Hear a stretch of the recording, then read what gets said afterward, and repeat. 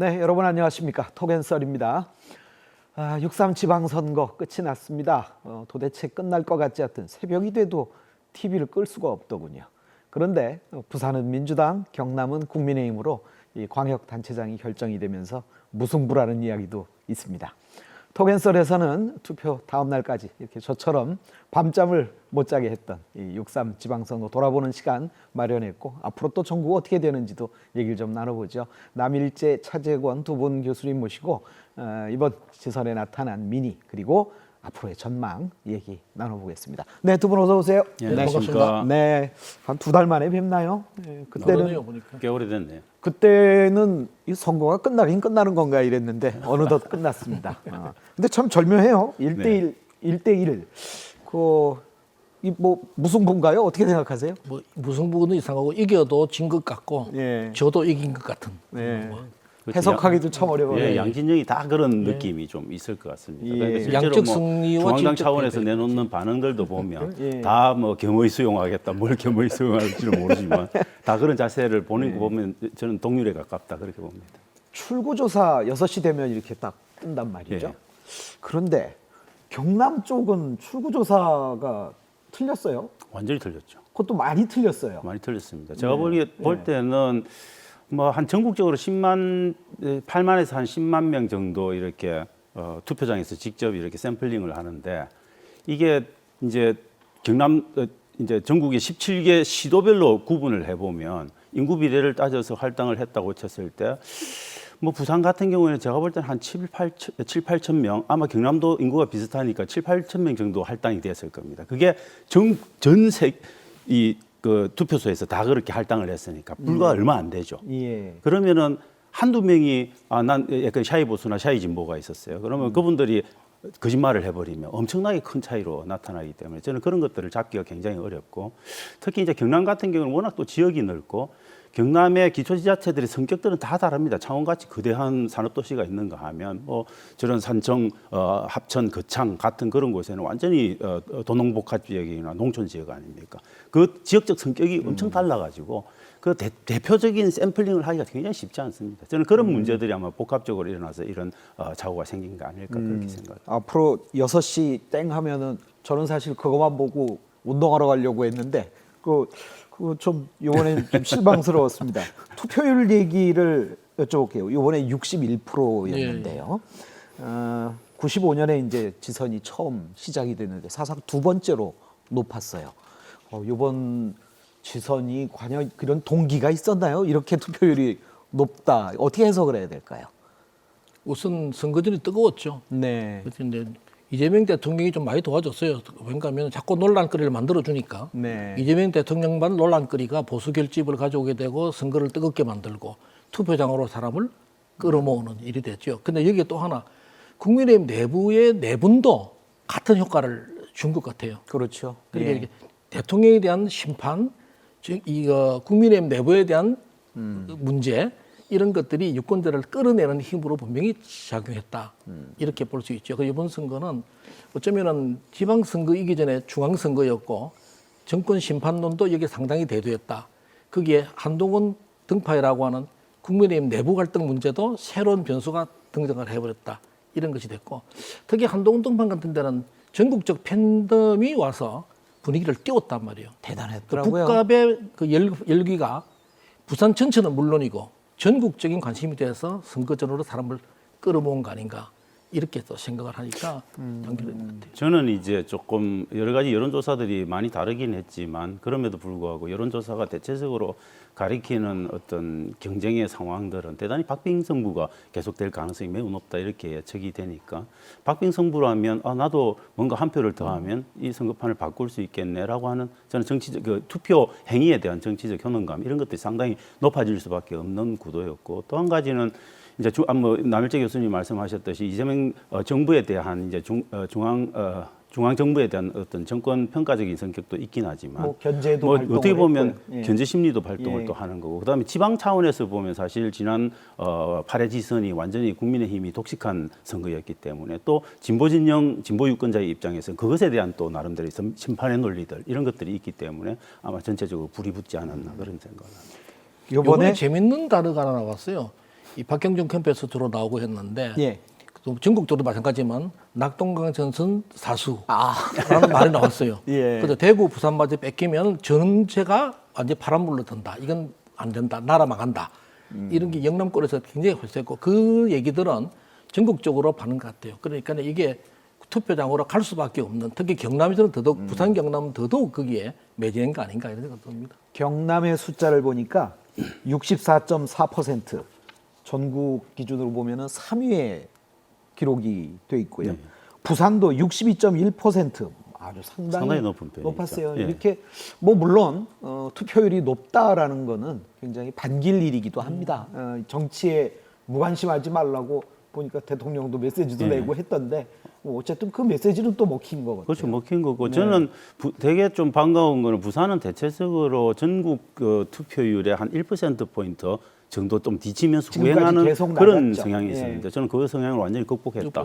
이런 관점에서 부산의 어떤 정치에 대한 지방 정치에 대한 관심 이런 것들이 굉장히 정대되는 현상은 좀 굉장히 좀 주목할 만한 점이 아닐까 그런 생각을 합니다. 이번에 결과도 보니까 그 의회가 사실 중요하지 않습니까? 시의회 또 물론 이제 경남도의회 양쪽의 그 분포를 보니까 대체로 뭐 적절히 섞였다고 할까요? 뭐 반반은 아닙니다만. 적절을 예. 하지는 않고요. 예, 제가 볼 때는 뭐 견제를 하려면은 우리가 보통 이제 크리티컬 매스라고 하는 정치학의 이론이 있습니다. 그건 뭐냐면 어떤 한 집단이 그래도 유효한 목소리를 내려면 어떤 집단에서든 30% 정도의 어떤 규모는 좀 보장이 될 필요가 있는데 저는 그런 관점에서는 조금 아쉬운 부분이 있다. 특히 부산 같은 경우는 시의회가 시의회의 민주당의 어떤 포지션 비중이라고 하는 게 30%가 안 되지 안 않습니까? 되죠, 이번에. 그런 관점에서 조금 더 힘을 받아서 조금 더 민주당이 보태졌더라면 아마 재미있는 의회 운영, 그다음에 어떤 의미에서 진정한 좀 의미의 협치들이 좀 가능했지 않았을까 그런 부분은 조금 제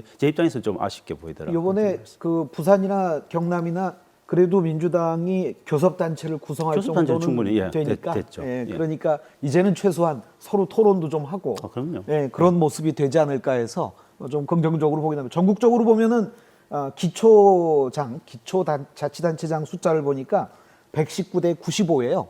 그러니까 민주당이 119, 예. 국민의힘이 95 정도를 했습니다. 예. 전체적인 분포로 볼 때는 특별히 어느 한쪽이 기울지 않았기 때문에 우리 국민들은 균형을 참 좋아한다. 그래서 저는 특히 뭐 예. 기초 의회 쪽으로 가면 굉장히 비슷하게 가는 부분들 이런 거는 기초 단위에서는 거의 균형이 완벽하게 이루어진 상황이다. 그렇게 국민들이 똑똑한 거예요. 참 투표율도 이 선진국끼리 비교를 해보면 투표율도 참 높고요. 그렇죠. 아주 높은 편이죠. 예. 그리고 높고 서울 야당이 줬죠. 예. 그다음 부산만 빼고는 경남 더 줬단 말이에요. 예. 모양도 뭐예요 양쪽에서 예. 그러니까 무슨 국민들의 선택은 항상 옳다고 하는 누가 말처럼 이번에는 견제의 심리가 완전히 작용했다. 대통령 혼자 독주하지 말아라. 또 민주당의 어떤 오반에 대한 그런 경고도 분명히 한 거다. 이렇게 볼 수 있어요. 그럼에도 불구하고 저는 좀 지역주의의 투표 성향은 여전히 존재한다. 이것도 또 확인이 됐다. 부산 그것도 같은데 역시 있고요. 균열이 생기긴 했지만 뭐 사실 광주 전남 같은 경우는 아주 뭐 일방적으로 민주당이 이 독식하고 있는 지역이고 이런 모습들이 결코 한국 정치에서 좋은 현상은 아닌데 저는 조금씩 그래도 좀 개선 되어 가는 측면에서는 좀 섞여야 되지 않을까 그런 생각. 남 교수님께 이거 한번 여쭤볼게요. 방금 최 교수께서 그 호남의 경우 민주당의 독식 현상이 그대로 있다 하는데 저는 사실 좀 관점을 바꿔서 국민의힘이나 이런 보수 정당 쪽에서 노력을 너무 안 하는 거 아닌가 하는 그런 생각도 사실 좀 들거든요. 민주당의 경우 이 영남 쪽에서 후보도 열심히 내고 뭐 하려고 애를 쓰는 게 보이는데 국민의힘은 지나치게 그 호남 쪽에 관심을 안 두는 한번 게 이걸 생각해 보시죠. 아닌지. 워낙 기울어진 운동장. 예. 지금 호남이라는 곳의 인구 분포를 보면 완전히 노령화돼 있어요. 예. 거기는 근데 그분들의 고착적인 마음은 김대중 이후에 전혀 변화심이 없습니다. 그런 면에 또 다른 의미의 자기들끼리의 보수예요. 네. 지켜야 되는 것. 호남 나름대로 지켜야 된다는 게 굉장히 강해요. 거기에는 이념적인 편향이나 이해관계나 관계없이 일단 우리 편 하는 게 굉장히 강한 곳인데 그것이 당분간은 될 것 같아요. 그쪽에 새로운 그게 들어가지 않는 한.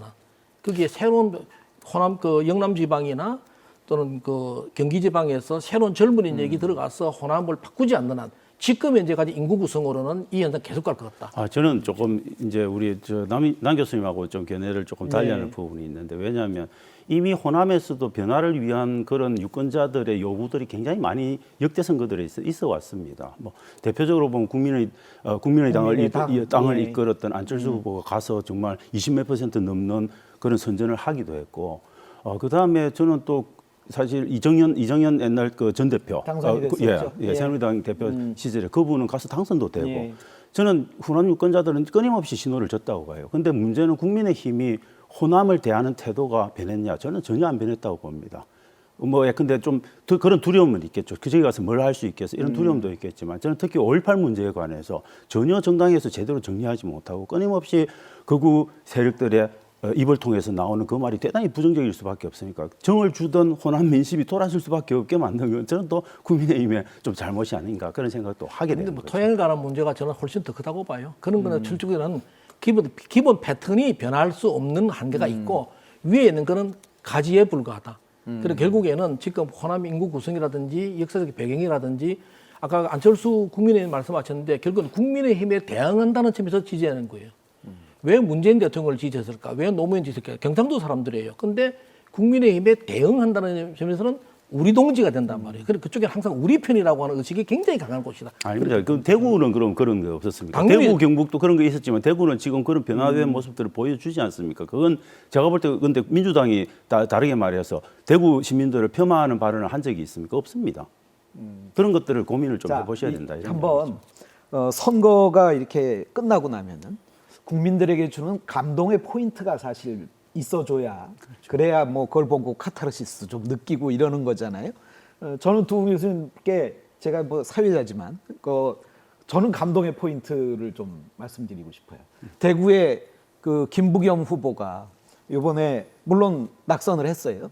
낙선을 했지만 그 김부겸 후보가 선거운동을 그렇게 하는 과정이나 또 뭐 결과에 승복하는 자세나 이런 것들을 보면 감동의 포인트가 충분하지 않았는가. 이런 노력은 앞으로는 뭐 호남에서도 또 강원에서도 어디에서도 좀 있어줘야. 근데 정치인이 그렇게 감동을 주지 못하면 그것도 정치인이라고 하기가 되겠습니까? 근데 방금 말씀하셨는데 대구가 호남보다는 조금 낫다고 하지만 예. 영남에서는 대구를 영남의 호남이라고 보는 말도 있어요. 그만큼 지역성이 강하단 말이에요. 지역성이 그래도 토양 참 자체가 강하죠. 원래 그래요. 근데 그 김부겸이라는 사람이 독특한 거죠. 네. 이번에 김부겸 씨의 선전 평가를 높이 평가합니다. 대단히 높이 평가하는데 결국 그것도 대구의 벽을 뚫지는 못했다는 데 문제가 있는 거죠. 그 김부겸 자체는 높이 평가하고 선거 전략이나 행동은 좋았다. 그런데 역시 대구가 가지고 있는 튼튼한 지역성, 기본적인 베이직은 넘어서지 못했다는 거. 이건 어쩔 수 없는 거예요. 이 얘기는 여기까지 하고요. 예. 네, 그러고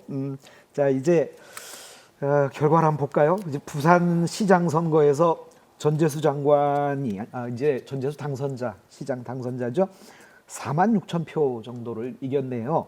2.26% 차이. 뭐 물론 그 이보다 훨씬 적은 뭐 비율로 당선된 사람도 있고 하지만 2.26% 이거 어떻게 해석해야 될지 물론 신승입니다. 이건 최 교수님께 먼저 여쭤봐야 될게요. 이건 뭐 저는 어떻게 해석하십니까? 신성이지만 애초에 굉장히 사실은 부산 지역의 기본적인 유권자 표심이 보수적이기 때문에 저는 뭐 신성이라고도 할 수 있고 어떻게 보면 그냥 1% 포인트라도 이긴 건 이긴 거니까 뭐 그렇게 승패야 긍정적으로 뭐. 평가할 수 있는 예. 측면도 있는데 왜 어떻게 이겼을까 이제 생각해 보면 저는 무엇보다도 지방선거는 아무래도 중앙 정부의 어떤 대통령의 국정 운영 지지율하고 똑같이 좀 가는 경향이 있습니다. 저는 그 경향이 가장 컸을 가능성이 있다. 그다음에 또 한 가지는 저는 전재수라고 하는 개인이 갖고 있는 그 후보 개인이 갖고 있는 어떻게 보면 정치적 자산 이것도 상당히 컸다. 특히 해양수산부 장관도 하고 국회의원 3선 국회의원으로서 갖고 있는 어떤 무게감 이런 것들이 전체적으로 신뢰라고 하는 것들을 좀 부산 유권자들한테 준 거 아니겠는가 하는 그런 부분도 있고 또 한편에서는 또 상대인 이제 박형준 우리 전 시장님께 현 시장이시기도 하죠, 그죠? 시장님께서 갖고 있었던 어떻게 보면 평가가 조금 부산 시민 유권자들이 갖고 있는 평가는 도대체 뭘 했나라고 하는 데 대한 좀 냉정한 평가들 이런 것들이 버무려져서 이런 결과가 좀 나오지 않았을까 그렇게 생각합니다. 남 교수님께 말을 조금 바꿔볼까요? 박형준 시장이 그러니까 박완수 도지사는 이제 수성을 했어요. 근데 박형준 시장은 이번에 이제 낙선을 했단 말이죠. 요 패인을 또 어떻게 보시는지. 예. 뭐 여러 가지 설명할 수 있겠는데요. 제가 이미 뭐 진 것을 놓고 뭐 패배 원인을 따지는 거는 내가 캠프 사람도 아니니까 좀 예. 그렇습니다만은 따지고 보면은 선거 전략상 미스는 분명히 있었던 것 같다. 네. 요번에는 탈장동혁 했던 곳들이 다 이겼다. 근데 박형준은 그 바람을 타지 못했다. 그거 하나 있을 것 같아요. 그러니까 그게 하나는 패착점이 됐을 것 같고 조금 더 나가서 캠프 쪽에서 들리는 얘기를 해보면은 한동훈과의 연대를 해야 될 거 아니냐는 목소리도 많이 갔다고 그래요. 근데 그걸 한계를 그냥 넘어서지 못했다고 하는 것이 중도 표심을 못 끌어냈다. 이렇게 보고 우리 차 교수님 말씀하신 걸 제가 동조할 수 있는 거는 박 시장이 수치적으로는 굉장히 한 적이 많아요. 업적이 많습니다. 따지고 보면은 역대 어느 때보다 많이 했는데 상징적으로 던져놓을 만한 무엇을 눈을 잡히질 못했다. 결국에는 해양수도라고 하는 말을 덮을 만한 다른 이슈를 미처 찾지 못했다. 요게 하나 전 앞에 볼 것 같고요. 그 다음에 여전히 서부산이나 원도심에 대하여 약간 힘을 덜 쓰지 않았느냐 하는 홀대를 했다는 일종의 얘기도 그런 있죠. 프레임이 예. 돌았단 말이죠. 그걸 커버하지 못했다는 거. 그 다음에 이재명 대통령의 강한 지지율에 대한 기대감도 분명히 있었을 것이고 이런 것 때문에 박형준 시장 쪽에서 나는 역시 이번에도 조금 오세훈과 같은 전략, 탈 지도부, 그 다음에 한동훈과의 연합전선까지 나갔더라면 아마 늦건이 이길 수 있지 않을까 싶은데 중도 표심을 못 끌어냈다는 거. 요게 하나 아쉽다 이렇게 말씀드립니다.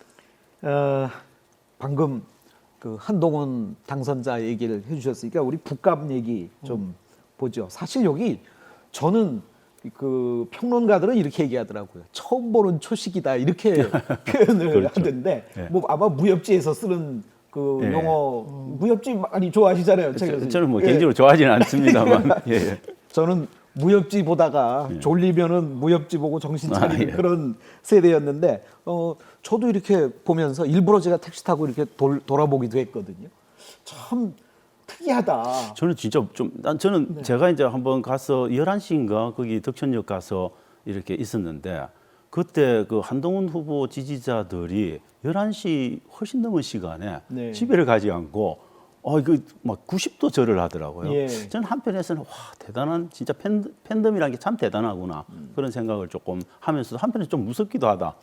왜 저렇게 생업을 다 팽개치고 왜 저렇게까지 해야 되지? 뭐 이런 생각도 좀 들기도 했는데 저는 이 북구그 앞에서 이런 한동훈 이제 전 후보가 좀 당선된 거는 여러 가지 요인들이 좀 저는 겹쳐 있다라고 봅니다. 왜냐하면 하정우 후보가 워낙 늦게 조금 들어왔고 하정우 후보가 조금만 빨리 왔더라도 15%에서 18% 포인트 자랑되는 전재수 지금 후보의 어떤 전 의원의 어떤 그런 개인기를 좀 흡수할 수 있는 충분한 시간적인 여유가 있었어야 되는데 그걸 충분히 좀 누리지 못한 면도 있고 또 한 가지는 저는 박민식 후보가 갖고 있었던 전략 이게 도대체 뭔지를 잘 모르겠어요. 근데 제가 볼 때는 대단히 극단적인 전략을 택했다. 그 말은 뭐냐면 확실하게 중도 보수의 합리성을 원하는 그런 중도 성향의 사람들이 혹은 약한 국민의힘 지지층들이 완벽하게 한동훈 후보를 선택할 수밖에 없게 만드는 자기 고립을 스스로 선택했다. 저는 그게 굉장히 이번 한동훈 설리에 큰 기여를 했다. 만약에 저는 박민식 후보가 조금 더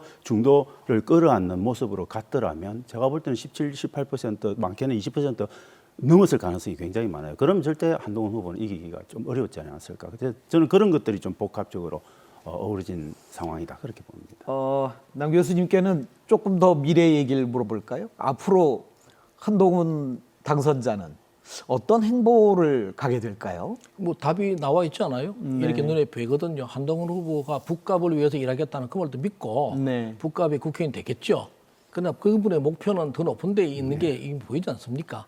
그 수수는 어쨌든 국민의 복당을 하고 본인이 가겠다고 그랬으니까. 네. 그러면 지금 할 수 있는 거는 우선 부산 국회의원들의 상당수를 다 국민의 국회의원들을 자기와 동지화해야 돼요. 지금 친한계가 몇 명 안 되거든요. 네. 이걸 좀 더 넓혀야 되고 이거를 토대로 해서 당내 세력을 한 다음에 아마 곧 원내대표 선거 있을 거예요. 원내대표를 친한계 또는 친한계에 가까운 사람으로 간다. 예를 들면 이번에 평택에서부터 유이동 씨 같은 분 굉장히 유력해요.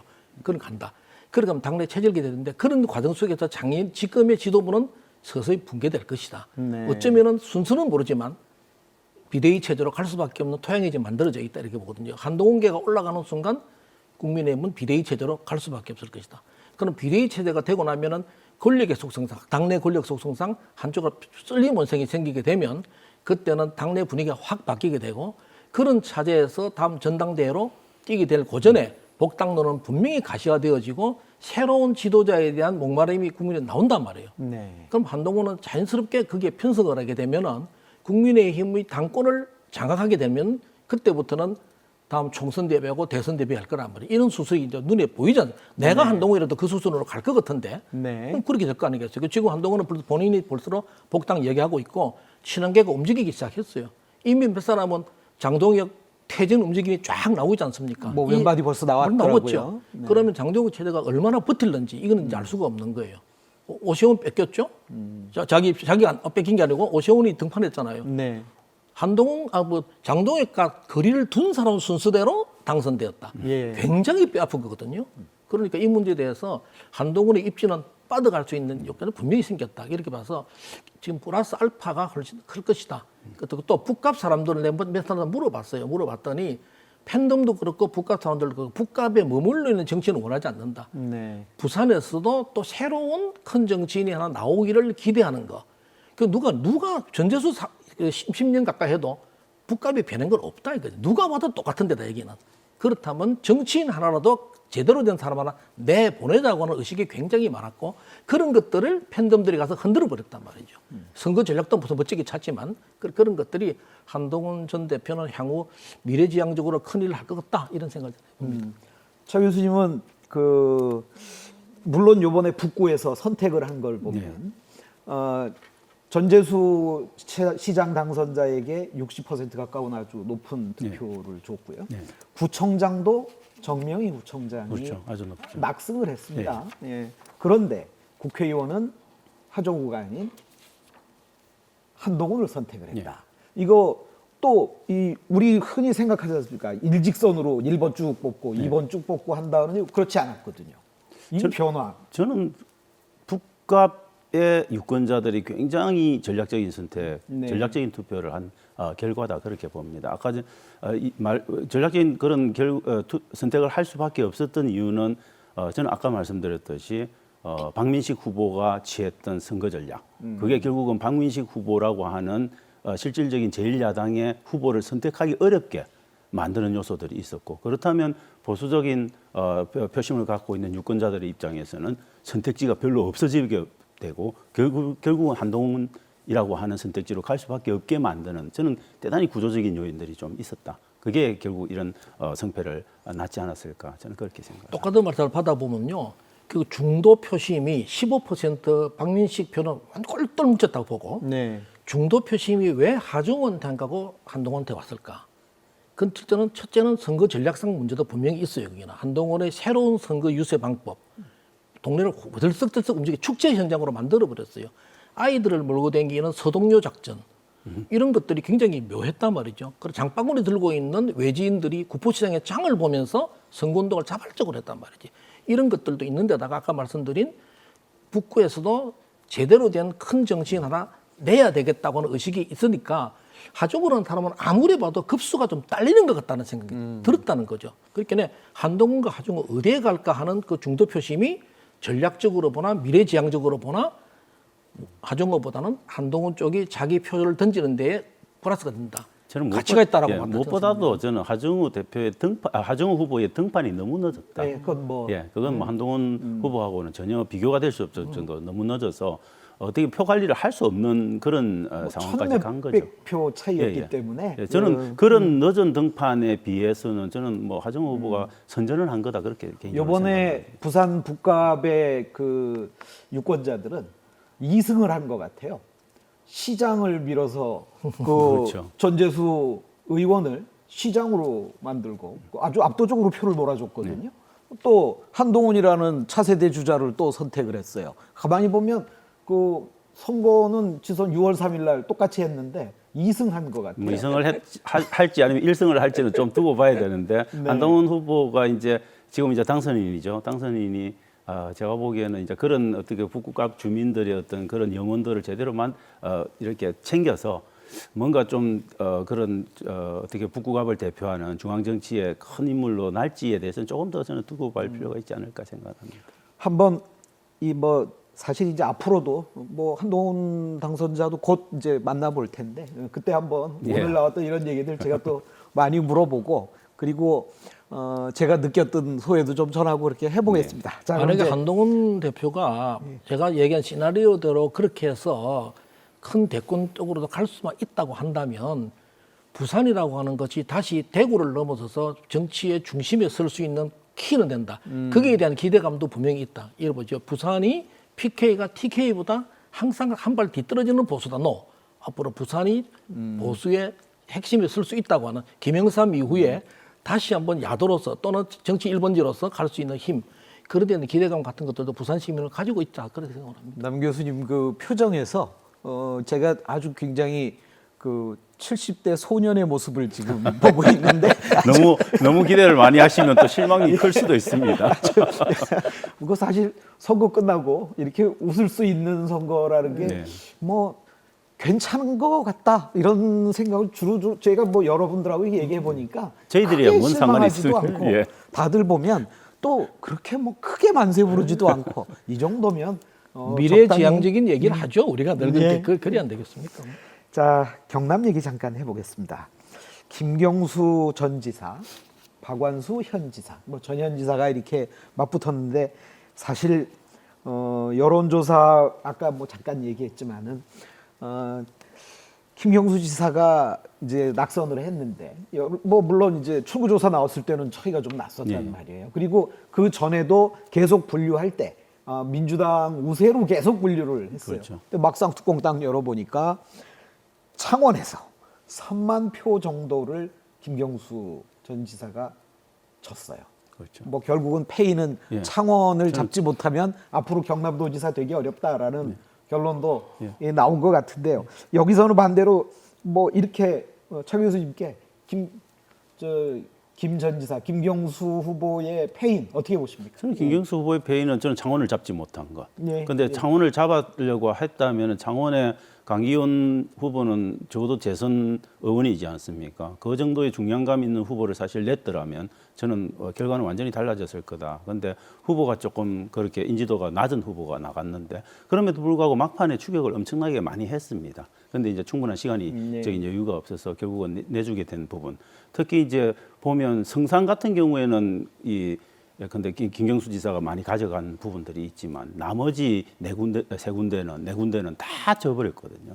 저는 그런 결과라면 당연히 전체적인 경남 전체의 선거 결과를 좌우하기는 굉장히 어렵다 그렇게 봅니다. 왜냐하면 전체적으로 그 많은 데서 이긴 곳이라고 하는 건 김해하고 그다음에 거제 통영 뭐 이 정도밖에 없지 않습니까? 네. 그러면은 좀 쉽지 않은 거죠. 양산도 이제 내놓고 뭐 그렇게 되면 쉽지 않은 거죠. 교수님께는 역시 또 그 박완수 현 지사의 승리의 요인으로 말을 바꿔서 질문을 드리겠습니다. 승리에는 김경수 후보가 졌으니까 이긴 거죠. 뭐. 그런데 박완수 후보는 김경수 후보하고는 이미지가 상반돼요.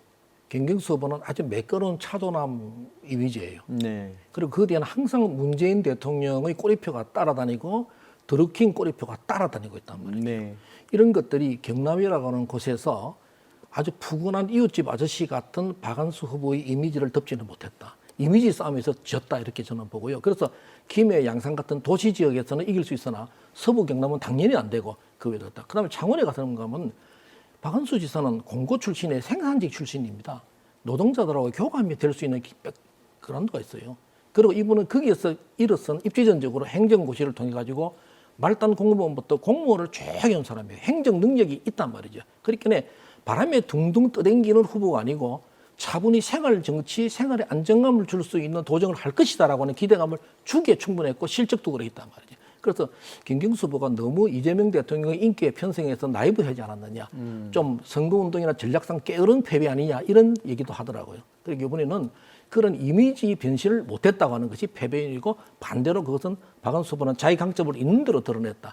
저는 이렇게 볼 수 있습니다. 저도 박완수 후보가 갖고 있었던 상당한 강점들이 있다고 봅니다. 인간적인 면모라든지 이런 부분에서 경쟁력이 좀 있었고 뭐 그런 부분들이 있는데 그렇다고 해서 모든 걸 다 잘하신 분은 아니고 엄청나게 많은 성과를 남겼다고 하시지만은 공무원들이 이제 이건 뭐 또 농으로 하는 이야기지만 공무원들이 박한수 후보를 좋아한다. 왜냐하면 힘들지가 않기 때문에. 그 말은 뭐냐, 그렇게 요구가 많지 않다는 겁니다.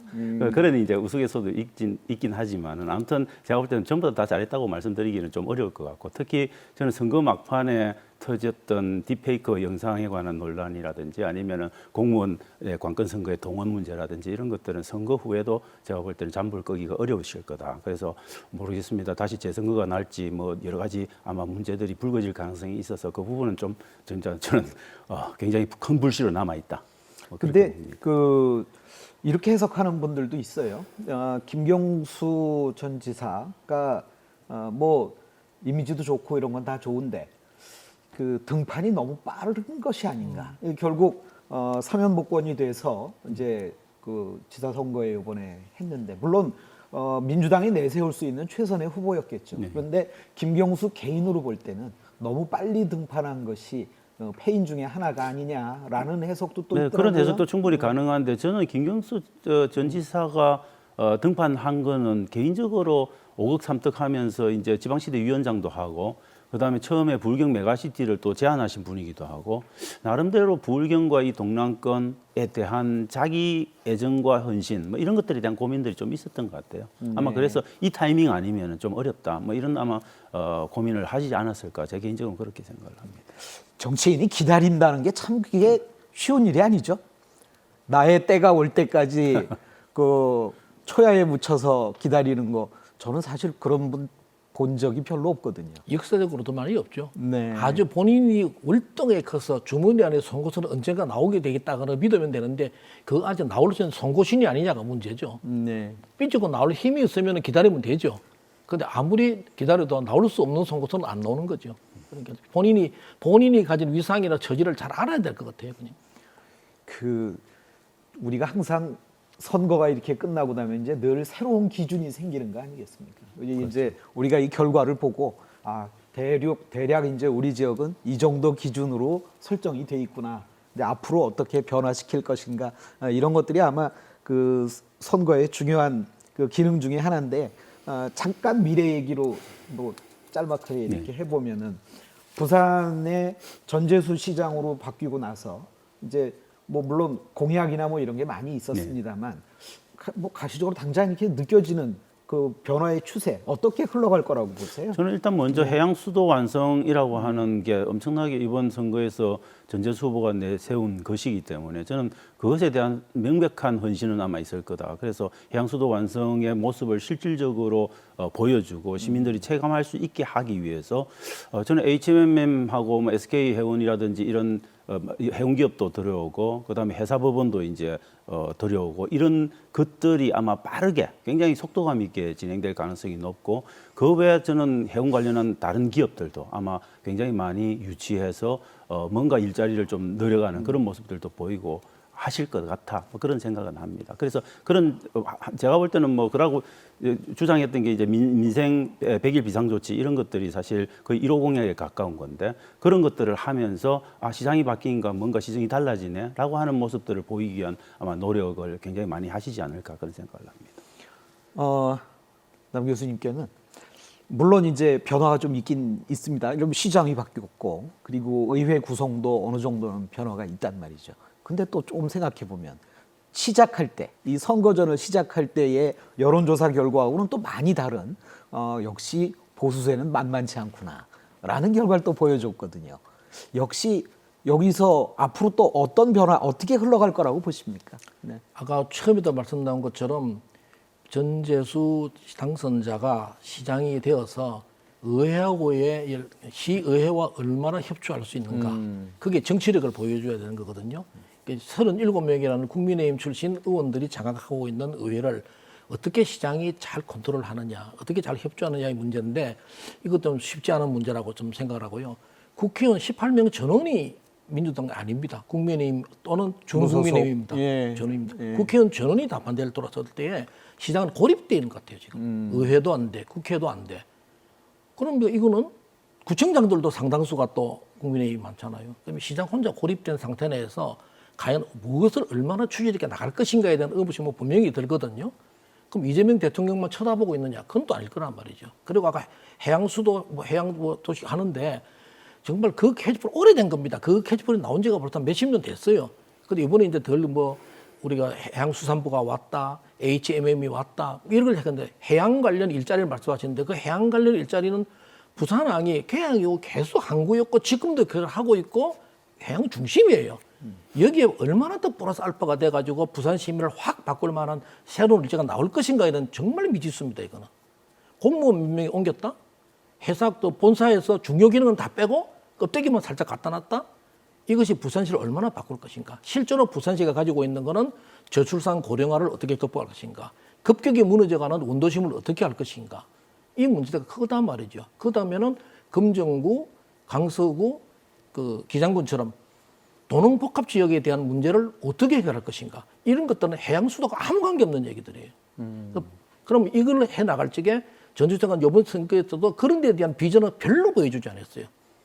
그래서 4년 동안에 의회와 국회의원들이 집중 공격 때리는 그들과의 비협조가 된다면 시장으로서의 한계는 분명히 노정할 수밖에 없을 것이다. 좀 비관적인 얘기를 합니다. 교수님, 제가 예. 그 전재수 지금 이제 당선자의 경우 뭐 이제 곧 시장 취임을 할 분인데 네. 그 노무현의 아이들이라는 말이 있었잖아요. 네. 그 마지막 이제 전재수 막내다 뭐 이렇게 예. 얘기를 했어요. 근데 공교롭게도 그 당시에 노무현 대통령도 의회와 뭐 다 고립이 된 상태로 임기를 지냈어요.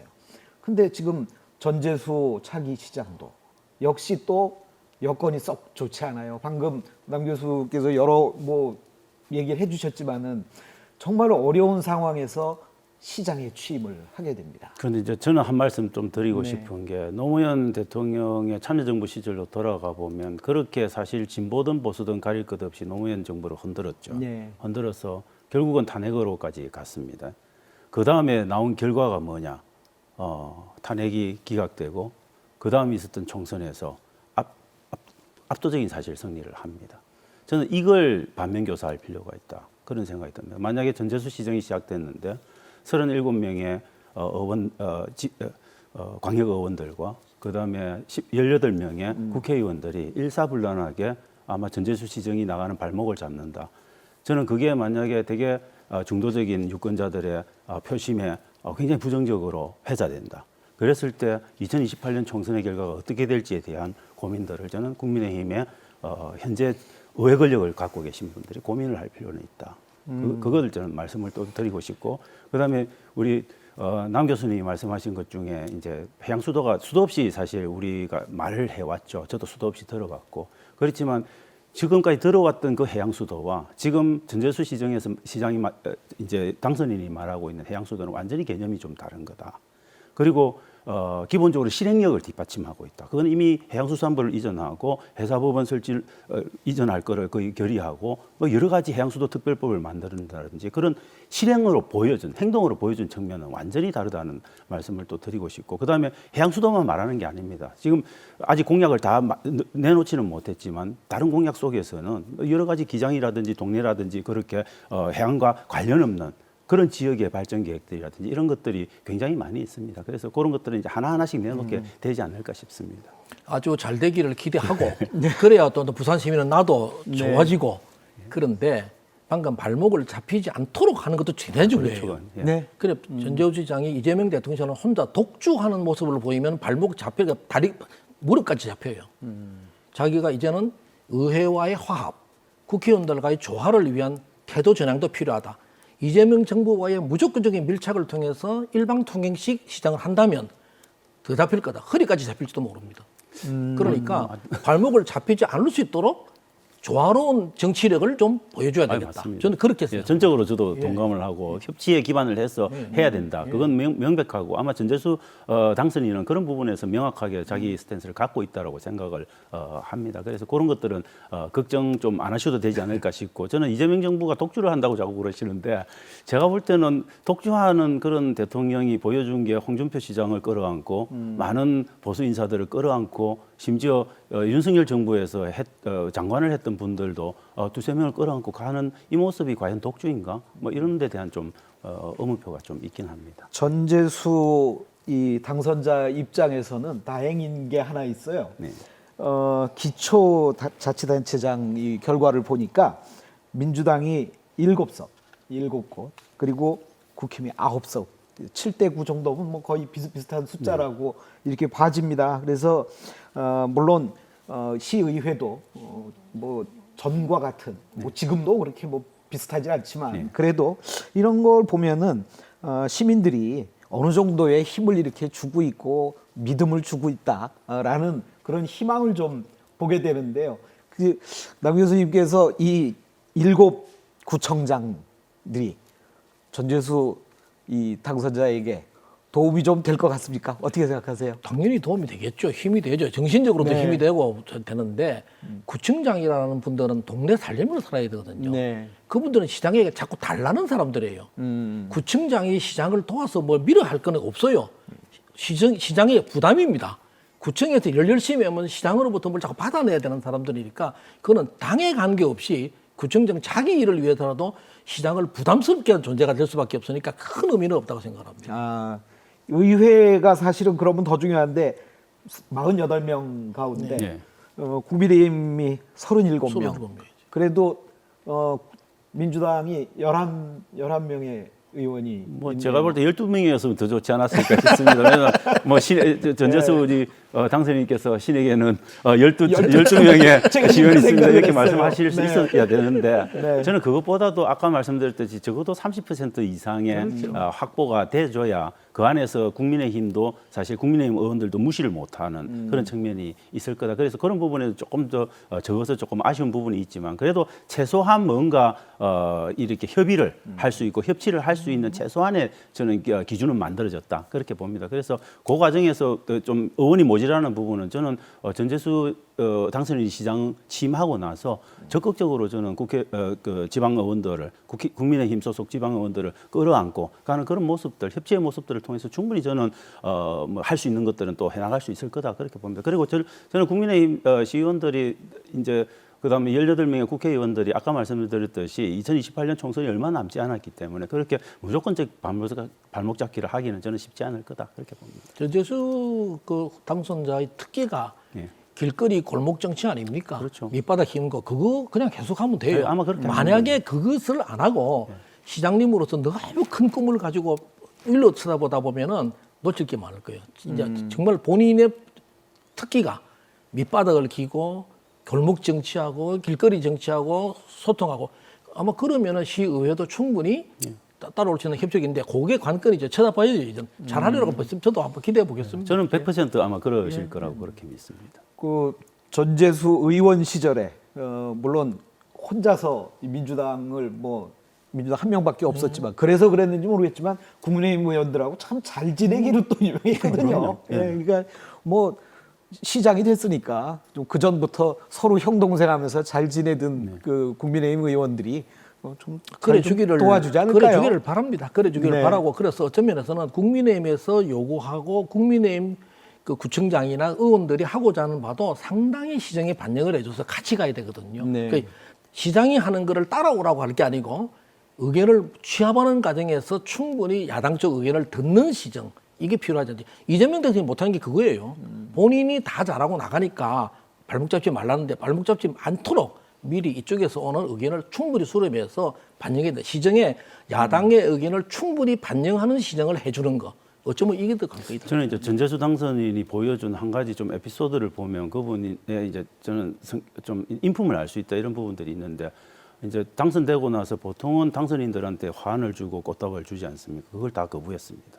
거부를 하셨고 그다음에 또 웃음기가 싹 사라진 그런 얼굴로 끝까지 또 했고 환호도 하지 말라고 말씀을 하시고 이런 부분들이 저는 좀 기존의 당선자들하고는 좀 다른 결을 보여주고 있다. 그게 저는 굉장히 중요한 협치의 신호로 해석하셔도 될 것 같다 그렇게 봅니다.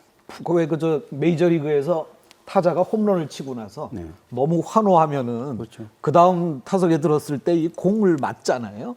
예, 아마 그 전재수 당선자는 그 야구 좋아하는 거 아니에요? 그런 걸 알고 하신 건 아니고 그냥 저는 그냥 타고난 품성이 그러신 것 같아요. 하긴 시장 됐었으니까 네. 잘해주기를 기대하는 거죠, 저희들은. 예. 그 경남도의회를 뭐 참고삼아 잠깐 얘기하면 경남도의회는 64석의 그 도의회 의석이 있는데요.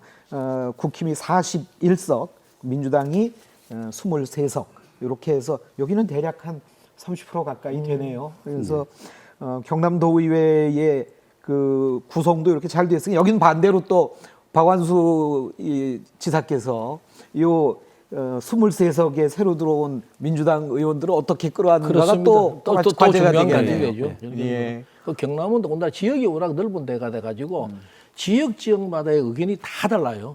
그게 서부산을 가고 동부산은 다른 동네거든요. 또 섬 지역이 많고 그런 것들이 그쪽 시의원들이 가지고 오는 의견들인데 거기에 민주당 쪽에서 나오는 안을 즉시 박완수 시장도 똑같은 도지사도 똑같이 받아줘야 돼요.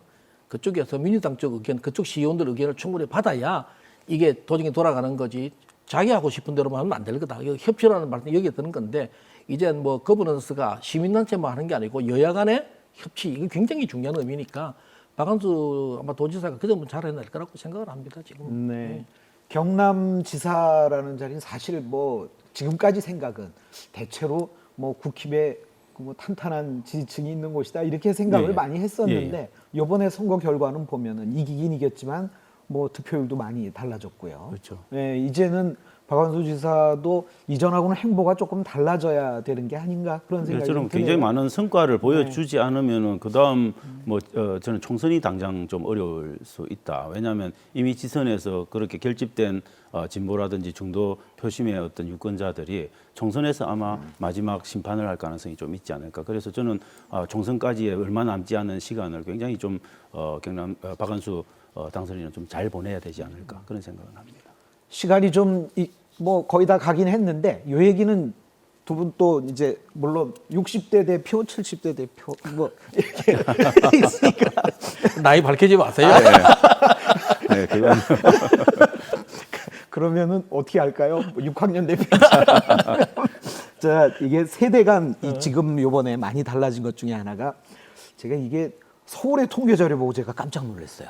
서울에서 20대 남녀 합쳐서 국민의힘이 56.8%의 지지를 받았어요. 대구보다 오히려 더 많이 받았거든요.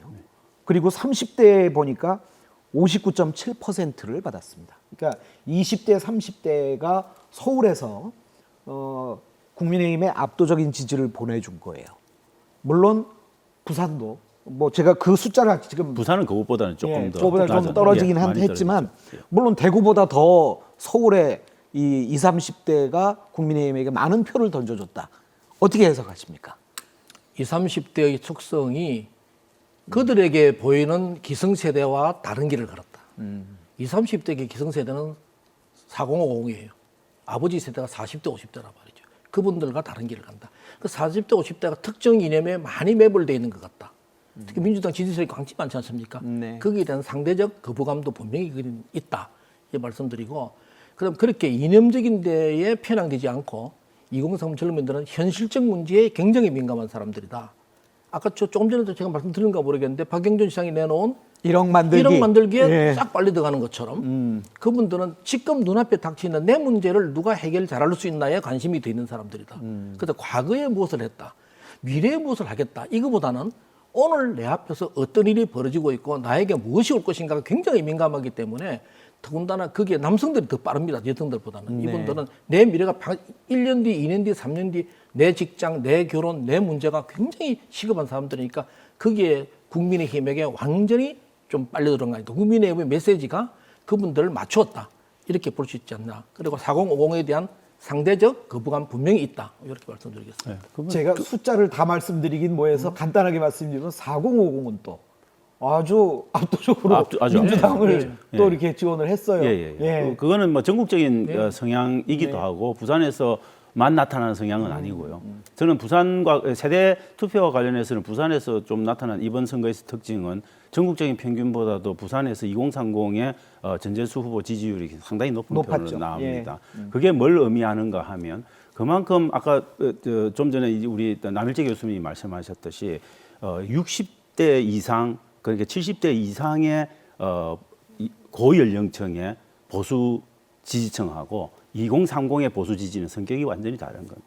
그래서 뭐 일자리라든지 주택이라든지 교통이라든지 자기 정말 삶의 문제와 직결된 문제를 제대로 해결해 주지 않는 사람은 언제든지 절대를 가할 수 있다 이런 거거든요. 그 말은 뭐냐면 결국 박형준 시정이 5년 동안 그런 것들을 보여주지 않았기 때문에 절대를 사실은 내린 거나 마찬가지입니다. 저는 그런 부분에서는 전재수 이제 펼쳐질 전재수 시정도 그런 부분에 상당한 참고를 해서 2030들의 좀 아픈 마음을 좀 다독일 수 있는 그런 적극적인 체감형의 저는 그런 정책들을 조금 준비를 해야 되지 않을까 그런 생각을 합니다.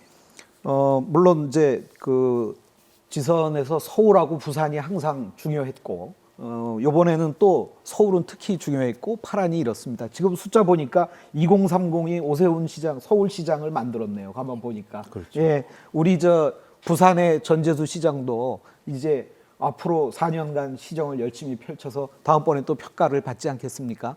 아마 그때도 제가 보기에는 20대, 30대가 전재수 시장을 얼마나 지지해 주느냐가 굉장히 큰 관건이 될 것 제가 같아요. 볼 때는 전재수 시정의 핵심 키워드는 해양과 청년일 겁니다. 네. 그렇게 아마 가지 않을까 싶습니다. 네, 사실 이게 두 분과 이렇게 말씀을 이렇게 나누다 보면은 학교에서도 학생들하고 많은 얘기를 나누셔서 그런지 이게 뭐 살아있는 그런 얘기를 듣게 돼서 특히 70대 청년에게 제가 배우는 게 참 많은데 정말 남 교수님 존경스럽습니다. 그래서 오늘 아마 그 시청자 여러분께서도 좀 이렇구나라고 왜 이렇지 이렇게 현상으로 보던 거를 이렇게 교수님들 얘기 나누면서 해석이 좀 되지 않았을까 그런 생각을 해봅니다.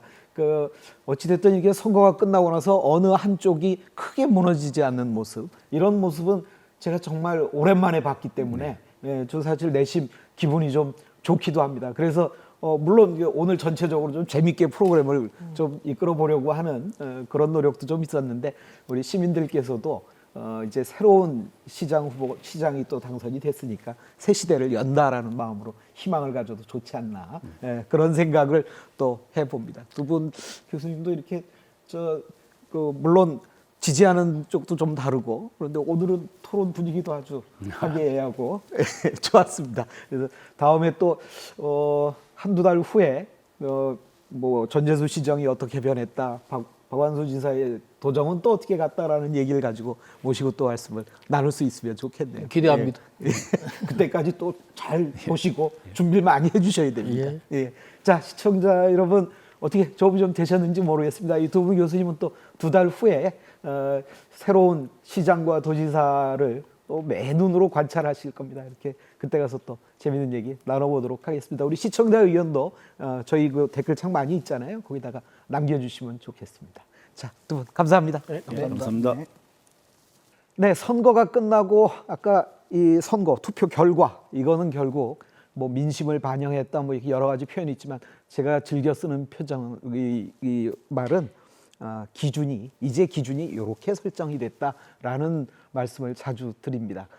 이렇게 새롭게 변화된 기준을 한번 이렇게 보시고 내 생각도 조금 바꿔야 되지 않나, 과거와는 또 다른 시대로 넘어가야 하지 않나 하는 그런 생각도 우리 유권자이자 또 저희 시청자이시기도 한 여러분들과 함께 그런 생각을 좀 나눠보고 싶습니다. 일단 새로 뽑은 시장, 도지사 그리고 또 구청장, 군수 이분들께는 당분간은 허니문 기간입니다. 너무 비판하지 말고 많이 좀 밀어주시기 바랍니다.